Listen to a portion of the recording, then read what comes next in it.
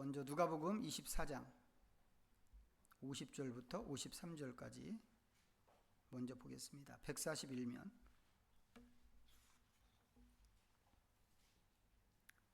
누가복음 24장 50절부터 53절까지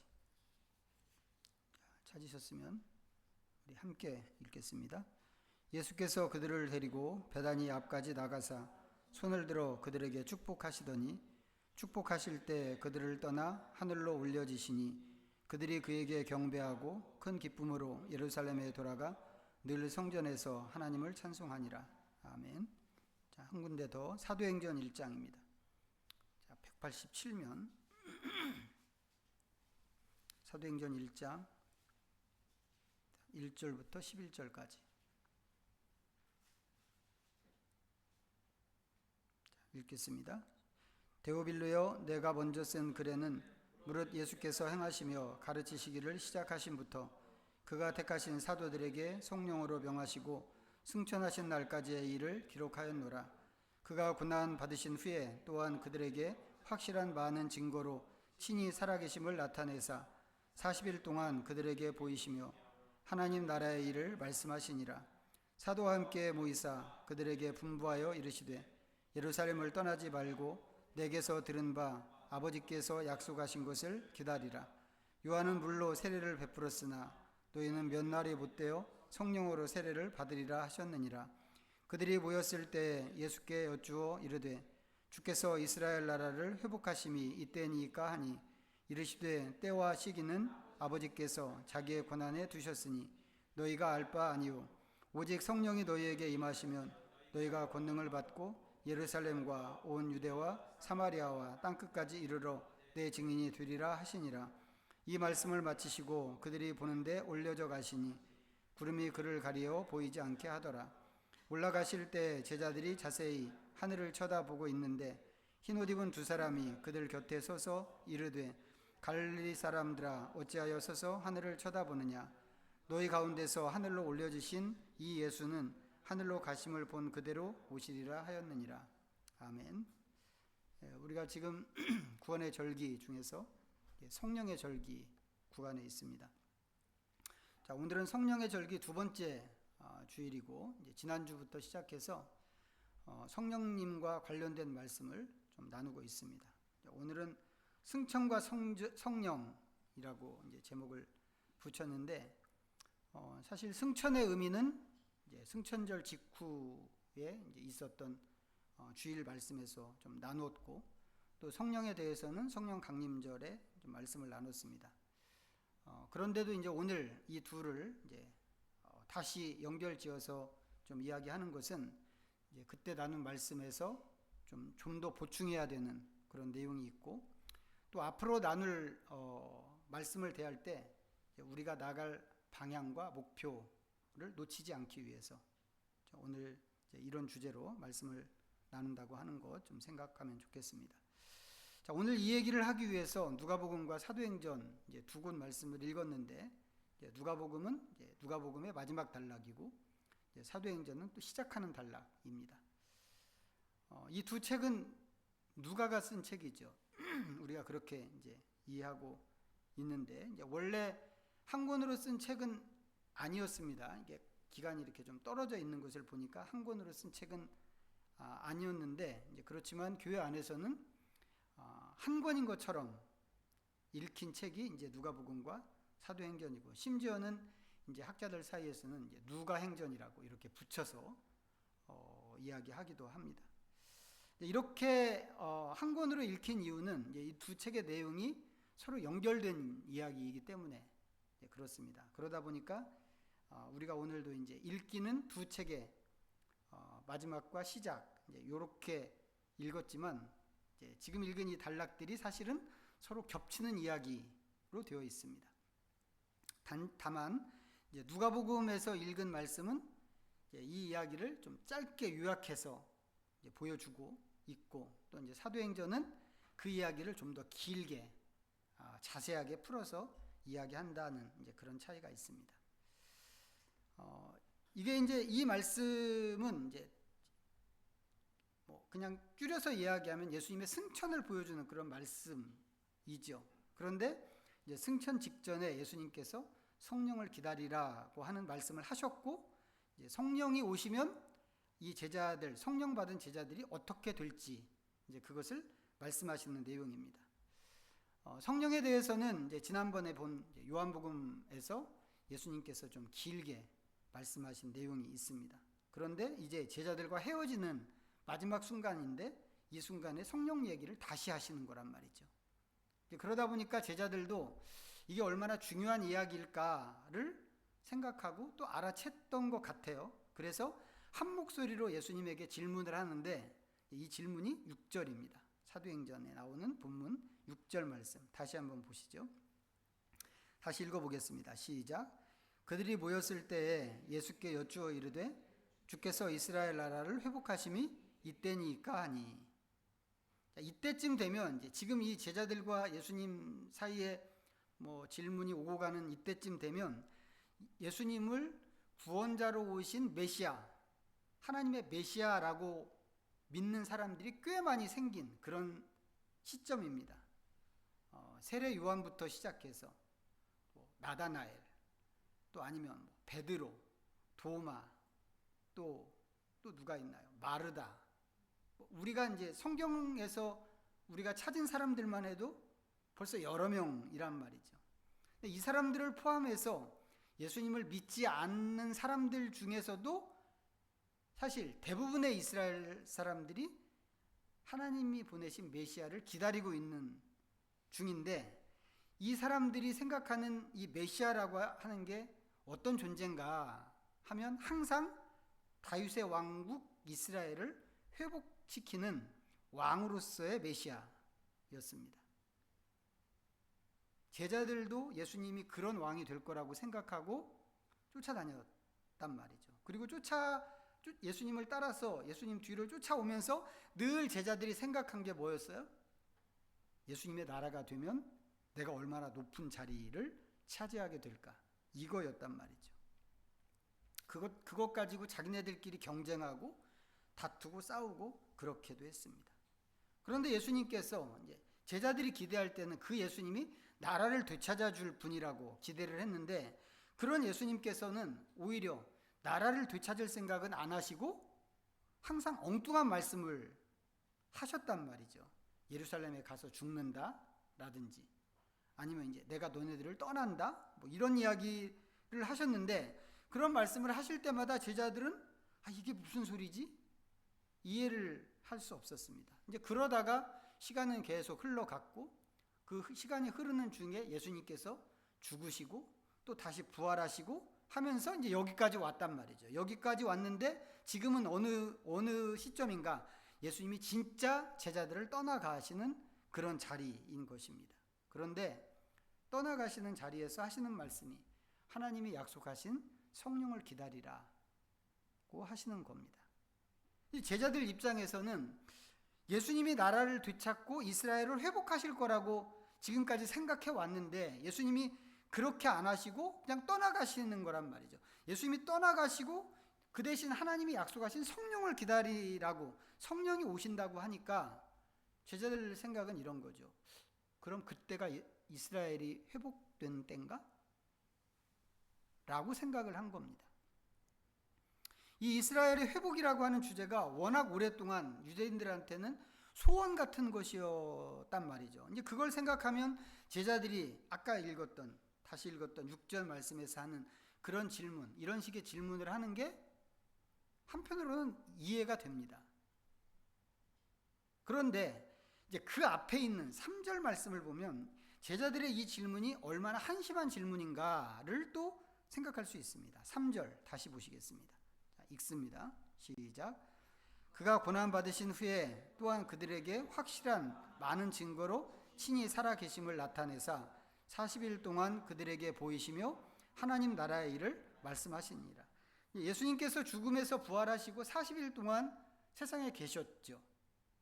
그 기간 동안 제자들을 찾아다니면서, 지금 이 구절에 의하면 제자들을 찾아다니면서 당신이 살아나신 것을 보여주셨고, 더불어서 하나님의 나라에 관한 것을 말씀을 해주셨다고 하는 겁니다. 그리고는 이제 떠나시는 거란 말이죠. 그러면 지금쯤 하나님 나라에 대해서 예수님께서 기대하시는 어떤 관점을 제자들이 획득했어야 되는 거 아닌가 하는 겁니다. 이제 가시면 예수님한테는 더 이상 이런 이야기를 들을 수도 없는데, 그러면 이제 지금쯤이면 예수님이 의도하시는 그 교훈의 의미가 무엇인지를 알아들었어야 될 것 같은데 제자들이 전혀 그렇지 못한 것입니다. 이 사람들은 여전히 세상 나라로서의 이스라엘 회복을 이야기하고 있는 중입니다. 관심이 아직도 여기에만 머물러 있는 것이죠. 이 제자들의 이런 관점을 예수님의 관점하고 비교해 보면 이 제자들이 얼마나 방향과 목적을 잘못 잡고 있었는가 하는 것을 알 수 있습니다. 자, 요한복음 18장 보겠습니다. 179페이지. 요한복음 18장 33절부터 38절입니다. 자, 읽어보겠습니다. 시작. 이에 빌라도가 다시 관정에 들어가 예수를 불러 이르되 내가 유대인의 왕이냐? 예수께서 대답하시되 이는 내가 스스로 하는 말이냐? 다른 사람들이 나에 대하여 내게 한 말이냐? 빌라도가 대답하되 내가 유대인이냐? 내 나라 사람과 대제사장들이 너를 내게 넘겼으니 내가 무엇을 하였느냐? 예수께서 대답하시되 내 나라는 이 세상에 속한 것이 아니니라. 만일 내 나라가 이 세상에 속한 것이었더라면 내 종들이 싸워 나로 유대인들에게 넘겨지지 않게 하였으리라. 이제 내 나라는 여기에 속한 것이 아니니라. 빌라도가 이르되 그러면 내가 왕이 아니냐? 예수께서 대답하시되 내 말과 같이 내가 왕이니라. 내가 이를 위하여 태어났으며 이를 위하여 세상에 왔나니 곧 진리에 대하여 증언하려 함이로라. 무릇 진리에 속한 자는 내 음성을 듣느니라 하신대 빌라도가 이르되 진리가 무엇이냐 하더라. 이 말을 하고 다시 유대인들에게 나가서 이르되 나는 그에게서 아무 죄도 찾지 못하였노라. 자, 지금 읽은 이 말씀에서 가장 중요한 핵심 내용은 예수님이 왕이라고 하는 사실입니다. 예수님께서는 여기 말씀에 나와 있는 것처럼 예수님께서는 왕이 되기 위해서 태어나셨고 왕이 되기 위해서 세상에 오신 분입니다. 그러면 예수님이 왕이라고 하니까 왕이면 당연히 나라도 있어야 되겠죠. 예수님의 나라 있는가요? 당연히 예수님의 나라도 있습니다. 그런데 그 나라가 이 세상에 속한, 이 세상에 우리 눈에 보이는 나라가 아니라는 것이죠. 그래서 36절이 중요한데 만약에 예수님의 나라가 세상에 속한 나라고 눈에 보이는 나라라고 한다면 이 종들로 하여금 싸워서 예수님을 지키고 유대인들에게 넘겨지지 않게 했을 것입니다. 그리고 실제로 제자들은 그렇게 싸울 마음의 자세와 각오가 서 있었습니다. 베드로의 경우에는 진짜로 칼을 휘두르기까지 했죠. 하지만 예수님의 나라는 이 세상에 속한 것이 아니기 때문에 제자들은 그렇게 싸울 필요가 없고 예수님께서도 칼을 거두라고 하셨습니다.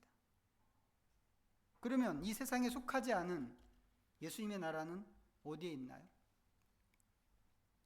예수님의 나라는 어디에 있는 것인가? 자, 베드로전서 2장을 보겠습니다. 378면 베드로전서 2장 9절 읽습니다. 찾으셨으면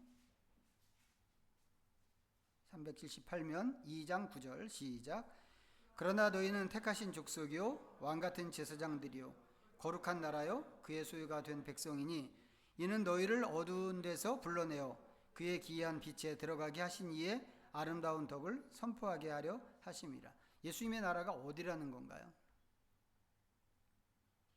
예수님의 나라는 어디에 있는 게 아니고 하나님의 백성으로 부름받은 우리가 예수님의 나라라고 하는 말씀입니다.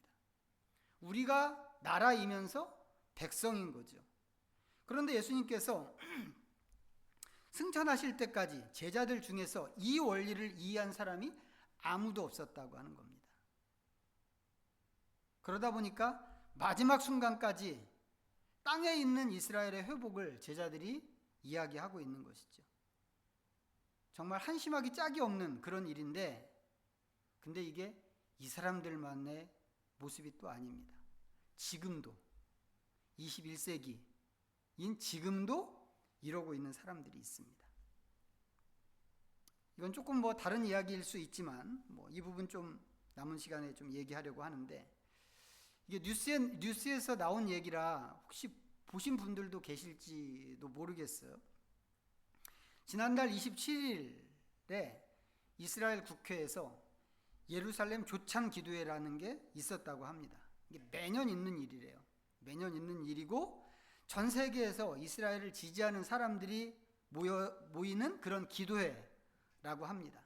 이번에는 38개 국에서 사람들이 모였고 각 국에서 온 사람들이 하나씩 나와서 기도를 하는데 하나같이 자기 나라 정부를 비난하는 기도를 했다고 보도가 됐습니다. 뉴스에서는 이제 그 중에 이 38개 나라를 다 보여준 건 아니고 그 중에서 노르웨이, 중국, 한국 이렇게 세 나라 대표가 기도하는 대목만 보여줬는데 저한테는 그 장면 전체가 좀 웃기고 좀 한심하다 이제 이렇게 보였는데 그 중에서도 이 노르웨이 대표는 목사님이었어요. 노르웨이 목사님 기도가 좀 더 웃기는 장면이었는데 뉴스에서 보여준 내용을 읽어드리면 이렇습니다. 들어보세요. 이분이 기도한 내용인데, 주 하나님, 이스라엘을 축복하는 자는 복을 받고 저주하는 자는 저주를 받으리라 하신 말씀을 압니다. 지금 우리나라와 정부가 위험한 길 위에 있음을 깨닫습니다. 노르웨이 정부가 회개하든지 아니면 제거되기를 주의 이름으로 기도합니다. 근데 이제 여러분들이 보시기에도 좀 그럴지 모르겠는데 이 기도의 첫 문장은 우리가 아는 내용이잖아요. 창세기 12장에서 아브라함에게 주신 하나님의 약속입니다. 자기 나라를 저주하면서까지 이스라엘을 지지하는 이 사람들이 근거로 삼는 기본적인 성경 말씀이 아마도 이 말씀인 것 같아요. 그런데 이제 이런 근거를 다 인정한다고 하더라도 지금 소개해드린 이 노르웨이 목사님의 기도는 아브라함에게 주신 약속의 전부가 아닙니다. 이 약속 다음에 붙어 있는 또 다른 약속이 있는데 이거 한번 찾아서 확인을 해보면 좋겠어요. 창세기 12장입니다. 창세기 12장 3절입니다. 창세기 12장 3절. 자, 읽어보겠습니다. 시작. 너를 축복하는 자에게는 내가 복을 내리고 너를 저주하는 자에게는 내가 저주하리니 땅의 모든 족속이 너로 말미암아 복을 얻을 것이라 하신지라. 하나님의 말씀, 하나님께서 말씀하시는 나머지 절반의 약속이 뭔가요? 땅의 모든 족속이 너로 말미암아 복을 얻을 것이라입니다. 하나님께서 아브라함에게 복과 저주를 약속하셨는데 그렇게 약속하신 것은 아브라함을 위해서 주신 약속이 아닌 거죠. 순전히 모든 민족을 복받게 하기 위해서 아브라함에게 주신 약속입니다. 그래서 누구든지 아브라함을 축복하면 복을 받고 아브라함을 저주하면 저주를 받는다. 이건 분명히 맞습니다. 맞는 말입니다. 하지만 사람이 아브라함을 축복한다고 한다면 괜히 축복하겠어요? 또 아브라함을 저주한다면 괜히 저주하겠어요? 보는 게 있으니까 축복도 하고 저주도 할 거란 말이죠. 아브라함에게 축복할 만한 게 있으니까 축복하는 것이고 저주할 만한 게 있으니까 저주하는 것이란 말이죠. 그렇다면 아브라함은 모든 민족을 복받게 하기 위해서 어떻게 해야 하는가? 잘 살아야 합니다. 잘 살지 않으면 욕하겠죠. 보는 사람들이. 이건 사실 이 사람 아브라함한테만 해당되는 문제가 아니고 우리한테도 해당되는 문제예요. 우리가 잘 살면 선하게, 의롭게, 정직하게, 거룩하게 잘 살면 우리를 보는 사람들이 칭찬할 거란 말이죠. 훌륭해. 우리가 잘 못 살면 욕하겠죠. 그러면 그 욕이 저주 같은 것입니다. 아브라함도 마찬가지란 말이죠. 아브라함이 잘 살면 칭찬을 할 것이고 잘 살지 못하면 욕을 할 거니까 욕하면 저주를 받는다고 하는 겁니다. 문제는 이 공식이 결국 하나님의 목적을 이루기 위해서 1차적으로 책임을 가져야 하는 것은 누군가? 아브라함이다 라고 하는 겁니다. 아브라함이 잘 살면 온 민족이 같이 잘 사는 것이고, 아브라함이 잘 살지 못하면 온 민족이 같이 죽는 것이기 때문에 그렇습니다. 그래서 저는 그 노르웨이 목사님이 기도한다고 하면서 했던 말, 이스라엘을 축복하는 자는 복을 받고 저주하는 자는 저주를 받으리라 하신 말씀을 압니다 라고 할 때, 당신이 알기는 뭘 알아? 이런 생각이 먼저 들었습니다. 또 한 가지, 이스라엘을 지지한다고 하는 이런 기도나 이런 행동이 웃기는 이유가 또 있는데, 이 사람들이 지지하는 현재의 이스라엘은 성경에 나오는 이스라엘이 아니라고 하는 것입니다. 성경의 이스라엘은 뭐예요? 혈통적으로 아브라함의 후손들입니다. 하나님께서 갈대아 우르에 사는 우상 숭배자 아브라함을 불러서 끄집어내셨죠. 그리고 이삭과 야곱을 거치면서 12지파로 된 이스라엘 민족을 만드셨습니다. 그런데 이 사람들이 쭉 가면서 사사시대를 지나고 왕국시대를 열었는데, 그 왕국시대에서 솔로몬의 아들 르호보암 때 나라가 두 나라로 쪼개졌습니다. 여로보암에게 10지파를 주겠다고 하셔서 북쪽 이스라엘과 남쪽 유다로 나라가 나누어졌습니다. 그런데 북쪽 이스라엘이 아수르 제국에 의해서 망해버렸습니다. 아수르는 자기가 정복한 그 지역에 다른 민족들을 이주시켜서 이 사람들을 서로 섞이게 했습니다. 이게 이제 그 사람들, 그 아수르 사람들이 피정복 국가, 피정복 민족을 통치하는 전략이었던 것이죠. 그래서 북쪽 이스라엘은 다른 민족과 많이 섞였습니다. 이 사람들은 원래 나라가 갈라질 때부터 믿음도 변질됐죠.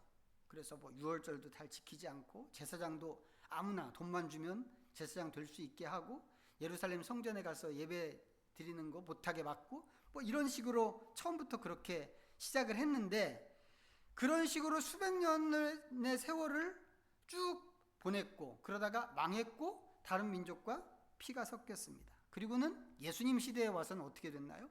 자기들끼리도 서로 인정을 하지 않을 만큼 그런 수준이 됐습니다. 남쪽에 있는 유다 사람들이 북쪽에 살던 사마리아 지역에 살던 이 사람들을 이방인으로 취급하는 그런 수준이 됐습니다. 물론 예수님 시대에도 간간히 자기가 어느 지파 사람인가를 알고 그 정체성으로 사는 사람들이 있었습니다.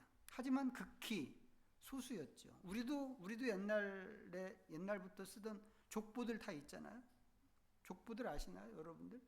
적어도 우리 수준 정도는 다 알 것 같아요. 저는 밀양 박가고 귀정공 파고 귀정공의 25대 손이거든요. 근데 우리 애들은 안 가르쳐서 그런 거 몰라요. 그러니까 아는 사람들, 이제 현대에도 우리가 이렇게 족보 따져서 아는 사람들이 있기는 있지만 소수인 것처럼 이 사람들도 그랬단 말이죠. 예수님 시대에 자기 족보 알고 그 족보 찾고 어느 지파 사람인가 자기 정체를 거기에다가 좀 두고 이렇게 사는 사람들이 있었지만 아주 소수였다. 그런 상황에서 12지파로 이루어진 이스라엘을 어떻게 규정할 수 있을까? 이게 참 어려운 문제라고 하는 겁니다.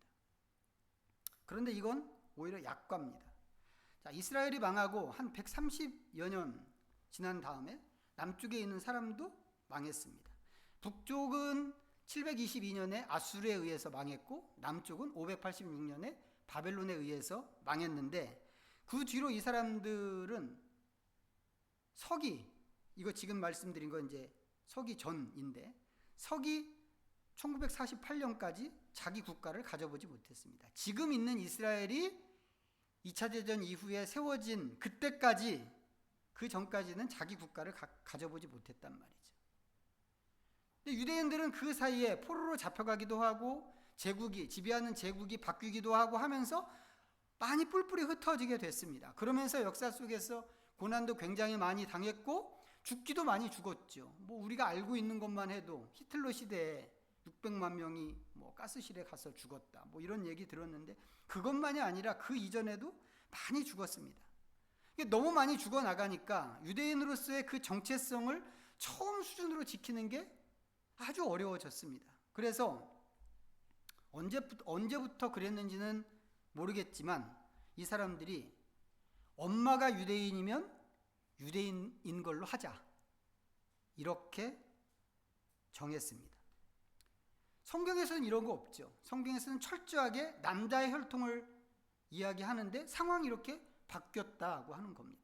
그래서 지금은 전혀 유대인같이 보이지 않는 그런 외모를 가진 사람도 유대인 그룹에 있습니다. 심지어는 흑인조차도. 이걸 성경의 이스라엘, 아브라함의 후손이라고 할 수 있나 싶은 생각이 저는 좀 듭니다. 자, 그런가 하면 현재 이스라엘 사람들은 거의가 무신론자입니다. 대부분이 하나님을 믿지도 않을 뿐만 아니라 하나님을 얘기하지도 않습니다. 거의가 다 세속주의자들이고, 우리가 가끔 영상이나 아니면 사진에서 보는 검정옷 입고 다니는 사람들만 하나님을 이야기하는 유대교도입니다. 그런데 정작 지금 이스라엘에 살고 있는 그 사람들조차도 진짜 보수 유대교들한테는 인정을 못 받고 있는 게 현실이라고 합니다. 이런 정황을 생각하면 현재 이스라엘을 구약에서 말하는 이스라엘이라고 하기에는 의심이 가는 게 너무 많단 말이죠. 그런데 이런 사정이 있는데도 어떤 사람들은 지금의 이스라엘을 하나님의 백성인 것처럼 생각하고 그들이 저지르는 전쟁 범죄 같은 것에 대해서는 눈 딱 감고 이스라엘에게 협조하지 않거나 이스라엘이 하는 일을 비판하는 자기 나라를 저주하고 다닌다고 하는 것입니다. 이 사람들이 그냥 겉으로 보기에는 하나님 엄청 사랑하는 사람들 같고 믿음도 엄청 좋은 사람들처럼 보일 수 있습니다. 하지만 그것은 믿음도 아니고 하나님 사랑도 아닙니다. 그 사람들은 그저 자기가 믿고 싶은 것을 굳게 믿고 가는 것뿐이죠. 우리나라에서 이스라엘 국기 들고 나가서 시위하는 사람들도 다 마찬가지입니다. 같은 부류죠. 갈라디아서 3장 보겠습니다. 304페이지. 갈라디아서 3장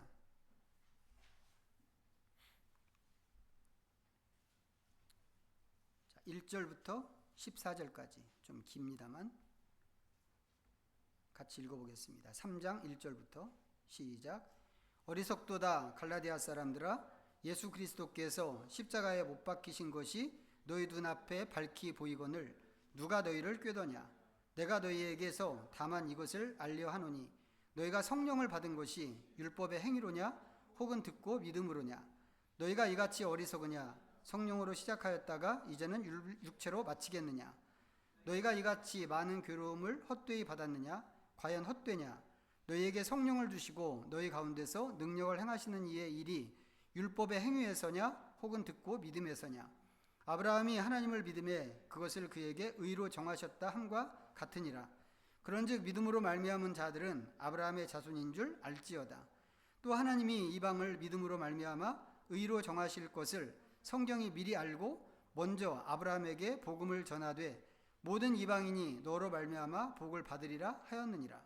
그러므로 믿음으로 말미암은 자는 믿음이 있는 아브라함과 함께 복을 받느니라. 무릇 율법 행위에 속한 자들은 저주 아래에 있나니 기록된 바 누구든지 율법책에 기록된 대로 모든 일을 항상 행하지 아니하는 자는 저주 아래에 있는 자라 하였음이라. 또 하나님 앞에서 아무도 율법으로 말미암아 의롭게 되지 못할 것이 분명하니 이는 의인은 믿음으로 살리라 하였습니다. 율법은 믿음에서 난 것이 아니니 율법을 행하는 자는 그 가운데서 살리라 하였느니라. 그리스도께서 우리를 위하여 저주를 받은 바 되사 율법의 저주에서 우리를 속량하셨으니 기록된 바 나무에 달린 자마다 저주 아래에 있는 자라 하였습니다. 이는 그리스도 예수 안에서 아브라함의 복이 이방인에게 미치게 하고 또 우리로 하여금 믿음으로 말미암아 성령의 약속을 받게 하려 함이라. 마지막 절 이 14절이 하나님께서 아브라함을 부르신 목적이라고 할 수 있는데 순전히 이것은 이방의 다른 민족들도 아브라함의 복을 얻게 하기 위해서이고 믿음으로 성령을 받게 하기 위해서라고 그랬습니다. 그래서 예수님 이후에 이방인들이 믿음으로 들어오고 하나님께서 그 사람들에게도 성령을 부어주셨죠. 그것을 본 제자들이 깜짝 놀랐습니다. 놀라면서 하는 말이 하나님께서 이방인에게도 생명 얻는 회개를 주셨구나 라고 하는 것이었습니다. 그런데 중요한 것은 그렇게 해서 생긴 결과가 뭐냐 라고 하는 것입니다. 지금 읽은 갈라디아서 말씀에서 조금만 더 가서 보시죠. 26절. 3장 26절입니다. 26절부터 29절까지 읽겠습니다. 시작.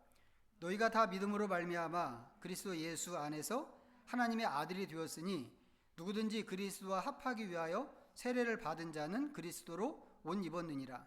너희는 유대인이나 헬라인이나 종이나 자유인이나 남자나 여자나 다 그리스도 예수 안에서 하나이니라. 너희가 그리스도의 것이면 곧 아브라함의 자손이요 약속대로 유업을 이을 자니라. 모든 사람은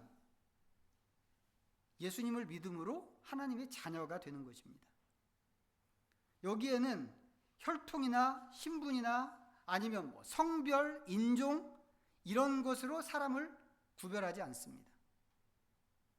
단지 예수님을 믿으면 똑같은 하나님의 자녀가 되고 그리스도의 사람이 된다는 것이죠. 그래서 가장 중요한 것이 지금 읽은 말씀에서 29절인데 그렇게 해서 그리스도의 사람이 되면 그걸로 그 사람은 아브라함의 자손이 되는 것이고 아브라함에게 주신다고 하신 하나님의 유업을 받게 된다고 하는 것입니다. 무슨 말이에요, 이 얘기가? 구약 성경에서 이야기했던 이스라엘은 이제 없고 새로운 인류, 새로운 이스라엘이 시작됐다라고 하는 것입니다. 바로 예수 믿는 우리가 이스라엘이고 우리가 아브라함의 후손, 아브라함의 자손인 것입니다. 그럼 저쪽 지구 반대편 저쪽에 있는 이스라엘은 뭔가요?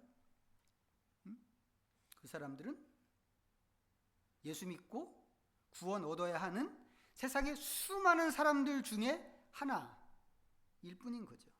그 사람들도 예수님 믿어야 됩니다. 그 사람들에게도 복음이 전달되어야 되죠. 그건 분명합니다. 하지만 그 이상도 그 이하도 아니다라고 하는 겁니다. 그런데도 불구하고 아직까지 국가 이스라엘을 이야기한다고 한다면 이건 성경을 너무 모르는 이야기라고 할 수밖에 없다는 것이죠. 앞에서 우리가 찾아봤던 베드로전서 말씀 있잖아요. 그 베드로전서 말씀처럼 지금은 예수 믿는 우리가 하나님의 나라 이스라엘입니다. 그 글이 베드로가 쓴 글이라고 하는 거 우리가 다 알고 있지 않습니까? 베드로가 보낸 편지인데 이 사람이 어떤 사람인가? 옛날에 겟세마네 동산에서 칼을 휘둘렀던 그 베드로입니다. 칼을 왜 휘둘렀나요? 예수님이 이스라엘 나라를 회복하러 오신 왕 메시아라고 믿었기 때문에 그렇습니다. 이스라엘 나라의 회복을 위해서 베드로가 그렇게 칼을 휘둘렀다는 것이죠. 그런데 그러던 사람이 예수님 안에 있는 우리가 선택된 백성이고 나라다라고 하는 전혀 다른 이야기를 베드로전서에서 쓴 것입니다. 너무 많이 달라졌죠, 생각이. 생각이 완전히 바뀌었기 때문에 정말 이걸 보는 우리가 놀랄 정도인데 이 사람이 어떻게 이렇게 달라졌을까? 성경이 이 부분을 딱 집어서 말하지는 않지만 이 모든 것은 성령 하나님으로 된 변화라고 생각합니다. 베드로만이 아니죠. 모든 제자들이 그랬습니다. 예수님의 뜻을 전혀 이해하지 못하는 완전히 바보, 멍텅구리, 욕심꾸러기 같은 사람들이었는데 성령 강림 이후에 사람들이 전부 바뀌었습니다. 예수님께서 말씀하신 대로 성령님이 오셔서 예수님의 가르침을 전해주셨기 때문에 그렇게 된 것이죠. 성령 강림이 그렇게 중요한 일이다라고 하는 것을 우리도 그런 차원에서 기억하면 좋겠습니다. 그리고 이 성령의 음성에 우리가 살아가는 날 동안 계속해서 귀를 기울이고 성령님의 가르침을 받는 게 우리한테 굉장히 중요한 일이죠. 그래서 예수님께서도 승천하시는 자리에서 성령님의 오심을 기다리라고 이렇게 하신 건데 우리에게는 이미 오신 성령님이십니다.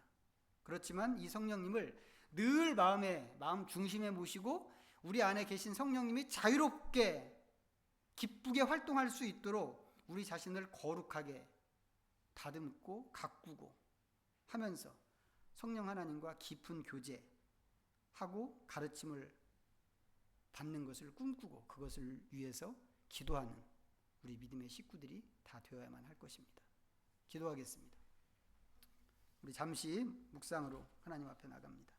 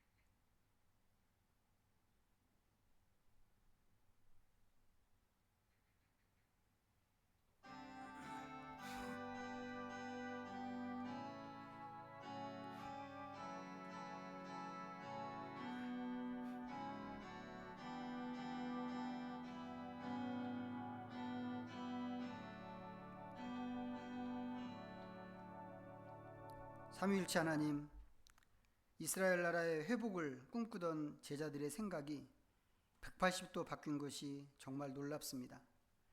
아무것도 모르는 사람들이었는데 성령님이 오셔서 그들의 믿음과 사상을 그렇게 바꾸셨습니다.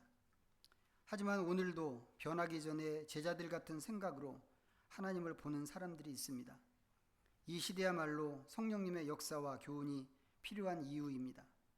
우리의 마음에 좌정하실 때 우리의 생각과 사상과 신학을 지배하시고 모든 일에 주님의 뜻을 따라 행하도록 우리를 인도하여 주시옵소서. 예수님의 이름으로 기도하옵나이다. 아멘. 찬송가 634장 같이 부르시면서 하나님께 봉헌하겠습니다.